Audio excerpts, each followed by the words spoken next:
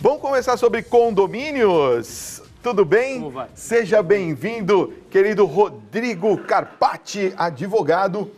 E um assunto que muita gente pediu para a gente trazer, e como eu falei no começo do programa, não é fácil viver em comunidade, ou seja, no condomínio não, né? Boa noite. Boa noite, tudo bom, Fabião? Tudo bem. Com certeza, viver cada vez mais nós temos aglomerações, as pessoas estão se mudando para locais onde possuem cada vez mais pessoas, condomínios, e isso tem gerado inúmeros conflitos. E é isso que a gente precisa tentar resolver e elucidar hoje. Eu vejo que há um crescimento, né, Rodrigo, muito grande assim, dos condomínios nas grandes cidades. Aqui em São Paulo é um negócio assim, assustador, né? Eu moro ali na região da Vila Prudente e ali, por exemplo, que cresceu a quantidade de condomínios, é um negócio impressionante, né? Prédios e mais prédios, lugares que você fala assim, pô, aqui eram duas casas, já fazem um condomínio lá grande e a gente vai vendo que cada vez mais é uma tendência. Como que a gente faz para selecionar qual seria o condomínio certo para a gente morar? Existe alguma fórmula, alguma coisa que você poderia indicar para dizer, olha, eu vou nesse condomínio que eu vou me dar bem? Fabio, é difícil, você vai, se impressiona, o corretor te leva, você gosta daquela unidade, você acaba adquirindo e poucas pessoas vão verificar, por exemplo, a certidão negativa do prédio, verifica se aquele que está vendendo o imóvel, se ele tem algum tipo de problema, para que você faça uma compra segura. Mas muitas vezes, você tirar uma certidão negativa do prédio ou entrar no Tribunal de Justiça, você consegue saber o perfil daquele prédio. Eu digo que muitas vezes você consulta a unidade, você devia saber o perfil daquele síndico, o perfil daqueles moradores. Logicamente que é igual quando você compra um carro, você faz um test drive, naquele primeiro momento o carro te atende, mas o uso que vai fazer realmente, que vai te trazer à tona você entender se é aquele carro ou trazer os problemas que aquela situação podem gerar. E acontece a mesma coisa no condomínio. A gente tem, por exemplo, só no município de São Paulo, quase 28 mil edifícios. Nossa. Se a gente falar no estado, 35 mil edifícios, e no Brasil estima-se que nós temos aproximadamente 500 mil edifícios. Então, nós temos uma migração constante em função do aumento populacional de pessoas saindo de casas e o boom imobiliário fez isso e as pessoas acabam se reunindo em edificações. E isso faz com que existam diversos problemas de convívio e outras situações que acabam sendo geradas num prédio. Até por conta também da segurança, muita gente acha que é mais seguro morar num prédio.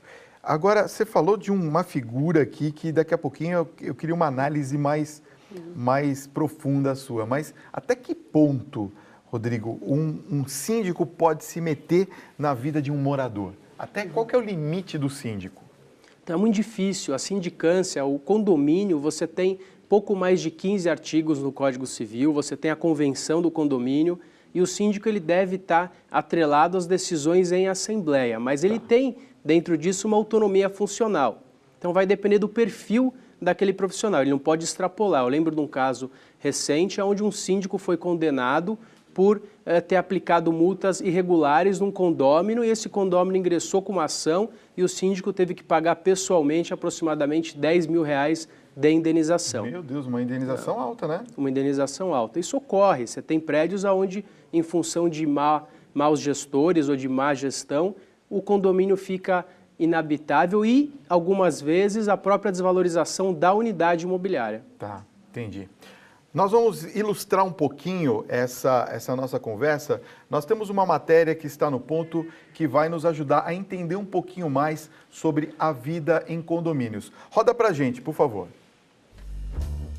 Estamos no ABC Paulista, São Bernardo do Campo. Este é um condomínio clube de alto padrão, localizado em uma área de 20 mil metros quadrados. São 4 torres de 28 andares, um total de 224 apartamentos.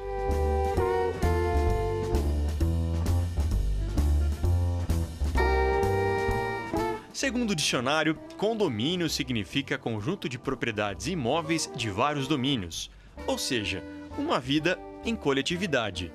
Pensar no coletivo é algo mais do que necessário sempre, ainda mais em um condomínio como esse, com quadra poliesportiva, salão de festas, academia, piscina, parquinho infantil, entre outras áreas comuns e com tantos moradores.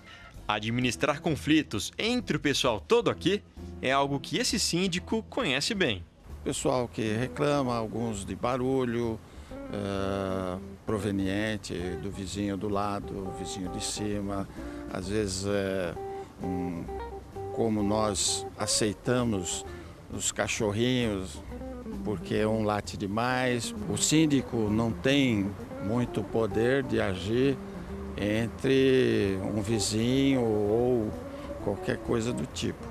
Mas, na medida do possível, a gente tenta chamar, orientar.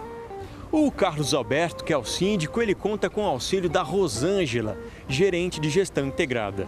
Ela é funcionária da administradora que atende o condomínio e está aqui todos os dias. A principal missão dela é ouvir e atender às necessidades dos condôminos. A gestão integrada aproxima a administradora do cliente, que no caso é o condomínio. A gerência predial unifica o trabalho com a administração do prédio e verifica tudo aquilo que o condomínio precisa. Levamos para o síndico, analisamos junto com o conselho e aí nós, tendo o ok deles, né, tendo a aprovação, nós executamos junto com a manutenção, a segurança, o pessoal de limpeza. Então nós colocamos em prática tudo aquilo que é concordado e aprovado nas votações em assembleia. Falando em assembleia, nesse condomínio as reuniões com o conselho acontecem toda semana. Segundo o síndico, questões orçamentárias e despesas extras são assuntos frequentes. Normas para o estatuto também são discutidas. Se o comportamento de algum morador extrapola, é aplicado o que está no regulamento. Aí sim, aí a gente já parte por uma notificação no primeiro momento, faz-se uma avaliação do ocorrido e aí, se for o caso, aplica-se a multa devida.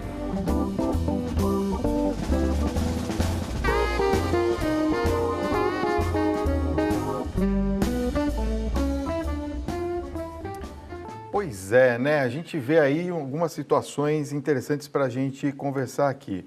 Primeira que eu queria falar é a respeito da questão dos animais. Condomínios podem ter animais? Podem ter animais, é legal, um direito constitucional. Você pode ter dentro da sua unidade qualquer bem que lhe interessar. E no direito brasileiro, um animal é considerado um bem móvel semovente. Então, a manutenção de um animal, assim como a manutenção de uma TV, é o exercício regular de um direito. Qual? Do direito de propriedade. Então, a convenção nem o síndico podem te impedir de ter um animal. O que deve limitar esse animal, assim como essa televisão, é a perturbação ao sossego, saúde e segurança ou aos bons costumes dos que ali coabitam. Então, se o animal latir de forma intermitente ou se a TV estiver no último volume, medidas podem ser tomadas, mas não excluí-los do convívio. Você estava me falando dos 3 Cs, quais são? 4C, cão, criança, cano e carro. O que é o cano? Encanamento, vazamentos. Encanamento. Tem muito vazamento nos São os principais problemas. Tem muito... Os prédios antigos, nem todos os prédios são novos. Por exemplo, em São Paulo, nós temos edifícios da década de 60, 70. Na questão, por exemplo, dos regulamentos, agora já vindo para outra parte da entrevista, que também eu queria entender um pouquinho como é que é o funcionamento. Existe algum parâmetro que norteie esses regulamentos ou cada condomínio pode ter o regulamento que quiser? Então existe a legislação. A gente tem o Código, a Constituição Federal, o Código Civil e demais leis esparsas, sejam elas federais, estaduais ou municipais, que são leis de ordem pública. E daí nós temos o quê? Nós temos a Convenção do Condomínio e o Regimento Interno, que são normas de direito privado. Que momento que a convenção e o regimento é elaborado? No momento que o incorporador resolve registrar o memorial de incorporação e dar início a um condomínio. Então, as outras legislações são federais, são normas públicas, essas são particulares. Então, o que pode conter a convenção e o regimento? Qualquer situação que não contrariar com a norma que tiver em vigência. O que ocorre é que muitas convenções ou regimentos contrariam aquilo que está na legislação. Então, a primeira visão, ao primeiro momento, parece que são normas que devem ser aplicadas, como é proibido cachorro, o vizinho não pode realizar tal ato, só que eles muitas vezes contrariam a legislação federal e contrariando, eles passam a não ter valor, são nulos. Entendi. Agora se fala muito também num outro termo que é expulsão ou exclusão do condomínio antissocial. Esse procedimento é judicialmente possível? Então, o artigo 1337 do Código Civil traz a possibilidade de exclusão do condômino antissocial. Na prática, não funciona bem assim. Ele, com o voto de 3/4 dos condôminos restantes, pode ser votado uma multa que chega a 10 vezes o valor da cota condominial. Essa é a previsão no Código Civil. Tá? A partir daí, existem alguns julgados que realmente, a grosso modo, falam em exclusão, mas na verdade é privação, porque exclusão é uma coisa muito drástica, seria pegar aquela unidade daquele morador e mandar a leilão e a pessoa não ter mais o direito, mas na verdade não é isso. A pessoa pode ser privada de utilização, ela continua com a propriedade, então na prática não seria uma exclusão, seria uma privação. Antes da gente passar, eu vou passar já as perguntas dos telespectadores, mas antes eu queria fazer uma aqui. É verdade que a pessoa que não paga o seu condomínio, depois de um determinado tempo, ela pode perder o imóvel? Sim, logicamente. Se ela não pagar o condomínio, assim como se ela não pagar o financiamento do automóvel, ela vai ter aquele automóvel apreendido e no condomínio funciona da mesma forma. Tá.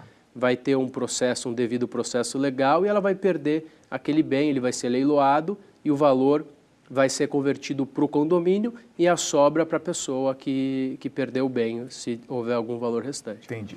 Vamos às perguntas dos telespectadores? Você faz a pergunta e eu pergunto ao nosso especialista, ao nosso convidado, a Paula de Souza, de Resende, no Rio de Janeiro. Diz assim: olá, Fábio, boa noite. Boa noite, doutor Rodrigo. O condomínio é responsável por acidentes ocorridos na sua área de lazer para as crianças, como, por exemplo, o playground? Então, o síndico não é responsável pela guarda das crianças. A guarda das crianças deve ser realizada pelos pais, mas o síndico é responsável pela conservação daquela área. Se por algum motivo aquela área não estiver sendo conservada de forma regular, o síndico sim concorre para aquele acidente, para aquele dano e deve sim ser responsabilizado. Marília Arruda, de São Paulo, pergunta: na hora de reservar o uso de área comum como churrasqueira, salão de festa, o condômino tem preferência sobre o inquilino ou não? De forma alguma, é igualdade de condições. Que coisa, né? Você sabe que um parente meu compadre, teve dificuldades com isso, ele levantou essa questão também. Quer dizer, não pode ser de maneira nenhuma menosprezado por ser inquilino. Nem o inadimplente pode ser menosprezado. Nem o inadimplente. Nem o inadimplente. Tá. Carlos da Silva, de Paraty, Rio de Janeiro, pergunta: todo condomínio tem um morador barulhento que sistematicamente incomoda os seus vizinhos. O que pode ser feito contra ele? Isso é verdade. Infelizmente, em todo condomínio nós temos problemas de barulho. O que pode ser feito? Primeiro, verificar se o barulho incomoda somente aquele vizinho, que seria um problema entre moradores, a interferência do síndico fica limitada, mas se for um barulho que perturbe de forma geral, aquelas pessoas que estão incomodadas vão colocar no livro de reclamações, vão informar o síndico e o síndico vai multar, adverti-lo e se for um barulho insistente, persistente e trouxer um desconforto para aquele condomínio, ele pode sofrer até algumas medidas, algumas sanções de impedimento de estar, inclusive, residindo lá, que seria algo análogo com o que você mencionou na exclusão do condomínio. Tá. A Tamires Amaral, de Porto Alegre, Rio Grande do Sul, pergunta: o condômino pode alugar a sua vaga na garagem para pessoas de fora do prédio? Então, ela pode se tiver previsto na convenção, a legislação mudou. Antes ela poderia alocar e vender para pessoas estranhas. Hoje ela só vai poder alocar ou vender se a convenção assim prevê.